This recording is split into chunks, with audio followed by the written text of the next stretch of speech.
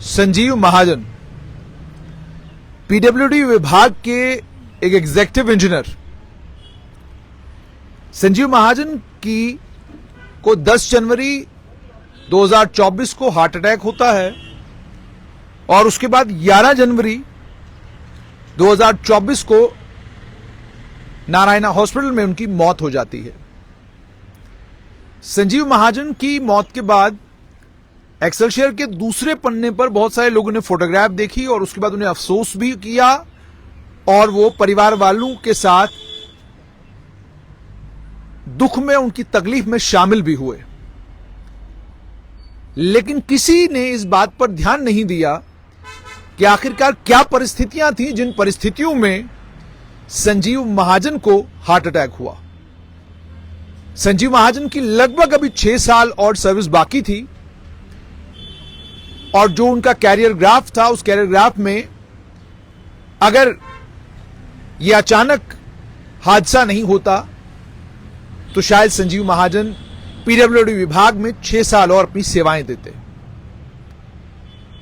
आखिरकार क्या वजह हुई कि 10 जनवरी 2024 को किन परिस्थितियों में उनका हार्ट अटैक हुआ, यह बहुत जरूरी है प्रशासन के लिए भी जानना और इंजीनियरिंग विभाग के उन तमाम लीडरों के लिए, उन तमाम कमेंटेटरों के लिए और खासतौर पर इंजीनियरिंग विभाग के उन इंजीनियरों के लिए जिन्हें मेरी वीडियो के नीचे उपदेश देने का, संदेश देने का और सुझाव देने का बड़ा शौक है।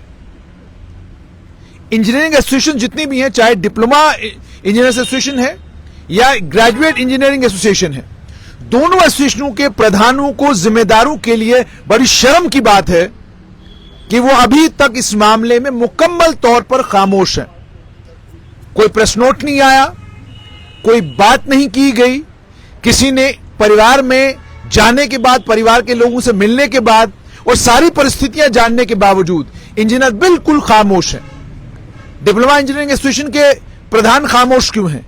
उसकी पूरी बॉडी खामोश क्यों है? ग्रेजुएट इंजीनियर्स एसोसिएशन के प्रधान और उनकी पूरी बॉडी खामोश क्यों है? कारण क्या है?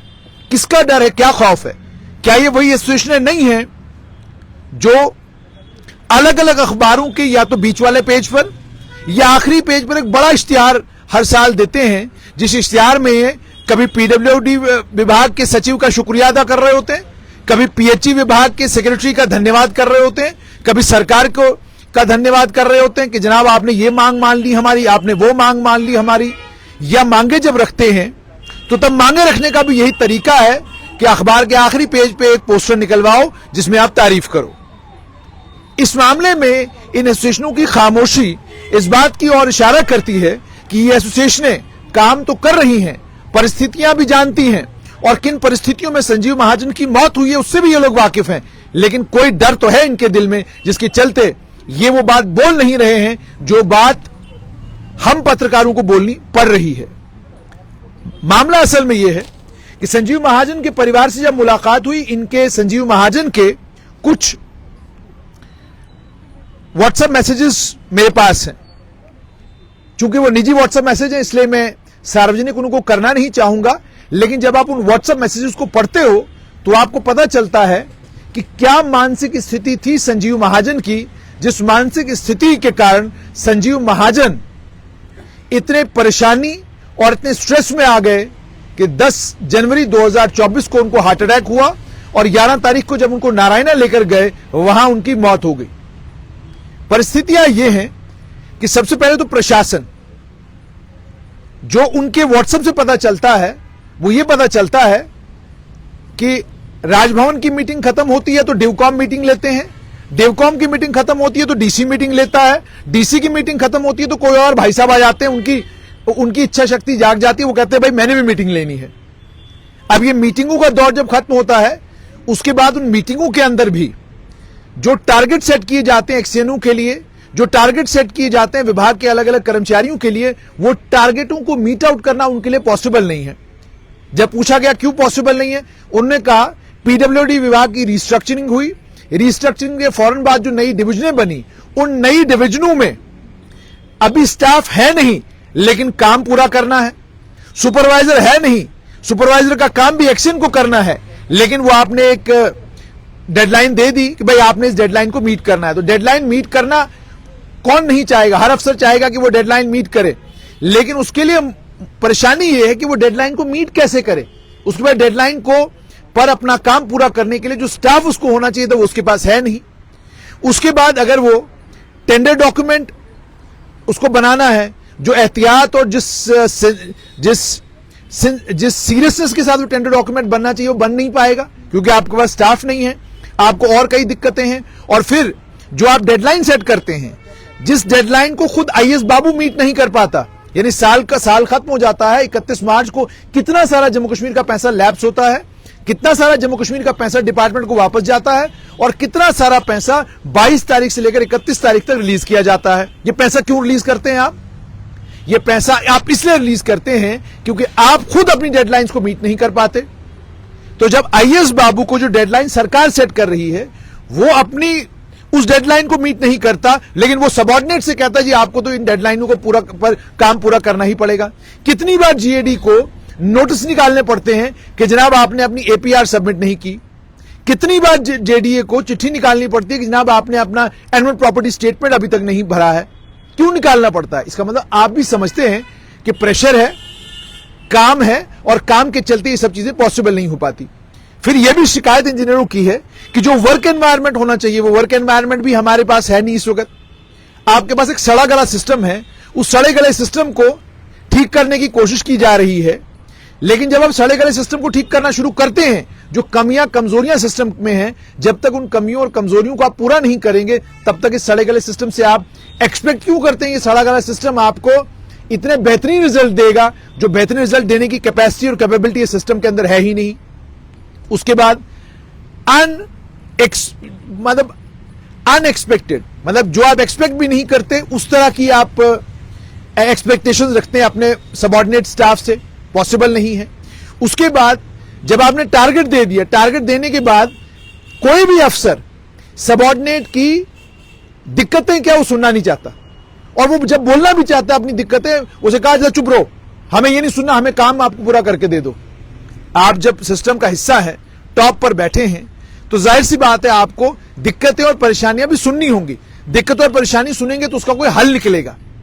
अब ये सारी परेशानियां और इसके अलावा अन्य कई और परेशानियां हैं, जिन परेशानियों से इंजीनियरिंग का ये जो तबका है ये गुजर रहा है इस समय। मगर अफसोस ये कि इस इंजीनियरिंग के तबके के जो जिम्मेदार और जो लीडर हैं, और जिन्हें शौक है फेसबुक के ऊपर कमेंट्री देने का, जिन्हें शौक है फेसबुक के ऊपर बड़े बड़े सजेशन देने का और बड़े बड़े सुझाव देने का, आप अपने घर का ख्याल करिए पहले।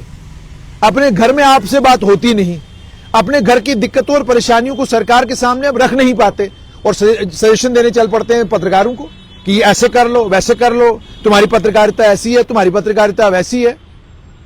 आप अपने घर में हो, आप इंचार्ज चल रहे हो इतने 20-20 सालों से। क्या है जी, मैं इंचार्ज एडब्ल्यू, मैं इंचार्ज एक्सीएन, मैं इंचार्ज जेई। जेई से एई बना नहीं, इंचार्ज एई। जो एई है वो इंचार्ज एडब्ल्यू, जो एडब्ल्यू है वो इंचार्ज एक्सीएन, जो एक्सीएन है वो इंचार्ज एससी, जो एससी है वो इंचार्ज चीफ इंजीनियर। तो इंचार्ज तो आप चल रहे हैं, यानी आप अपने को तो कुछ भला कर नहीं सके। रिटायरमेंट भी आपकी जो इंचार्ज में हुई, और जब आप कंफर्म हुए तब आपकी रिटायरमेंट को 2-4 साल हो चुके थे। फिर आपकी कंफर्मेशन हुई कि जनाब आप कंफर्म्ड एससी हैं, अब आप कंफर्म्ड एक्सीएन हैं। आप तो आप अपनी प्रमोशन तो ठीक टाइम पे करा नहीं पाते। आप अपना जो आपका कैडर है, अपने कैडर का तो ख्याल रख नहीं पाते, तो आप सलाहें देने दूसरों को आते हैं। एक शख्स जो आपका साथी था, आपका कलीग था, उसकी मौत किन परिस्थितियों में हुई आप जानते हैं, लेकिन आप खामोश हैं। कोई प्रेस नोट आप लोगों ने जारी नहीं किया, कोई बात आप लोगों ने की नहीं। तो आप बात नहीं करेंगे, आप प्रेस नोट जारी नहीं करेंगे, आप सरकार के सामने अपनी तकलीफें परेशानियां रखेंगे नहीं, तो सरकार के क्या सोए या सरकार को क्या ऐसे सपना आएगा कि आपकी दिक्कतें और परेशानियां क्या हैं। तो इसलिए वो किसी ने बड़ा खूबसूरत शेर कहा था। उस शेर का मानी मैं आपको बताता हूं कि हर शख्स को इस मुल्क ने जो काम था सौंपा, हर शख्स को इस मुल्क ने जो काम था सौंपा, हर शख्स ने उस काम की माचिस जला के रख दी। तो मसला बेसिकली यही है, यानी जो आपका काम है आप अपना करना नहीं चाहते, सजेशन हमें देंगे। आप एक और फौज देखिए, वो फेसबुक के ऊपर आई हुई है। कोई स्टूडेंट है, उसे काम होना चाहिए पढ़ाई करो और अपने इम्तिहान की तैयारी करो, वो पत्रकारिता सिखा रहा है। वैसे पत्रकारों की भी बदकिस्मती है कि अलग अलग वर्ग के लोग इसलिए सिखा रहे हैं क्योंकि उनको भी नजर आ रहा है कि भाई ये काम जो है ये ढंग का कर नहीं रहे। तो चलिए वो अलग बात है, लेकिन मैंने आपको कहा कि सजेशन और सुझाव देने का काम आप तब करिए जब अपना काम आप बड़े ढंग से कर रहे हैं, जब अपना ही काम आपसे नहीं हो रहा, जब आपके विभाग के प्रति जो परेशानियां हैं वो कोई नहीं सुन रहा और एक शख्स की मौत होती है और आप खामोश रहते हैं, तो फिर इंसान को कहना पड़ता है कि पहले अपना घर संभालो, उसके बाद बाकियों की बात करो।